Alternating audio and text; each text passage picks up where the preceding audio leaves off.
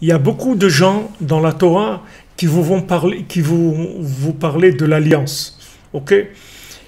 Qui vont parler d'avoir la émouna dans Hachem, d'avoir le bitachon, la émouna dans Hachem, de croire dans Dieu et faites des efforts d'émouna, de foi en Dieu.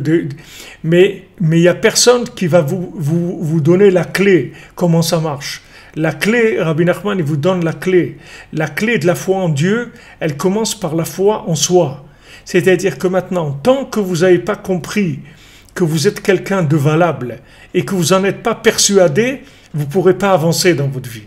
C'est-à-dire vous ne pourrez jamais croire en Dieu si vous ne croyez pas en vous. Ça, Rabbi Nachman, il a révélé, ça c'est la clé de la Emouna. C'est-à-dire si vous n'avez pas confiance en vous, vous n'aurez jamais confiance dans Hachem. Donc qu'est-ce qu'il fait Amalek? Amalek, il attaque la racine. C'est-à-dire qu'est-ce qu'il fait?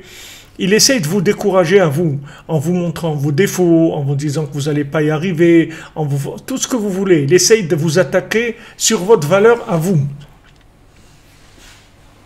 Il vous attaque sur votre valeur à vous. Une fois que maintenant, il vous a attaqué sur votre valeur à vous, après, le travail, le reste, il se fait tout seul. Il n'a même pas besoin de vous parler du mal d'Hachem ou de dire « Ouais, il ne faut pas croire en Dieu. » Il n'a pas besoin. Du moment où vous ne croyez pas en vous, automatiquement, vous n'allez pas croire en Dieu. C'est la même chose. C'est comme si quelqu'un, il a de l'argent et maintenant, il ne le sait pas. On lui fait croire qu'il n'a rien.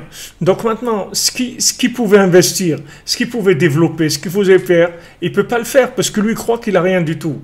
Donc maintenant, après, on n'a pas besoin de lui parler du mal sur les investissements, on lui dit non, c'est pas bien d'investir là-bas, ni rien. Il ne va pas investir parce que lui croit qu'il n'a rien du tout. Donc c'est pas la peine de lui parler du mal des sociétés dans lesquelles on ne veut pas qu'il investisse. Puisque maintenant, le fait qu'on lui a fait croire qu'il n'a rien, ça suffit, on n'a pas besoin d'aller plus loin. Donc qu'est-ce qu'il fait Amalek?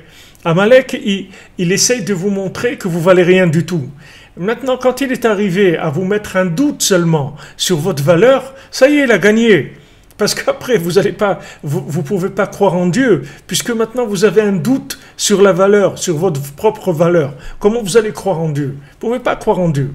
Donc Amalek, il attaque au niveau de la confiance en soi. Il attaque sur ce point-là.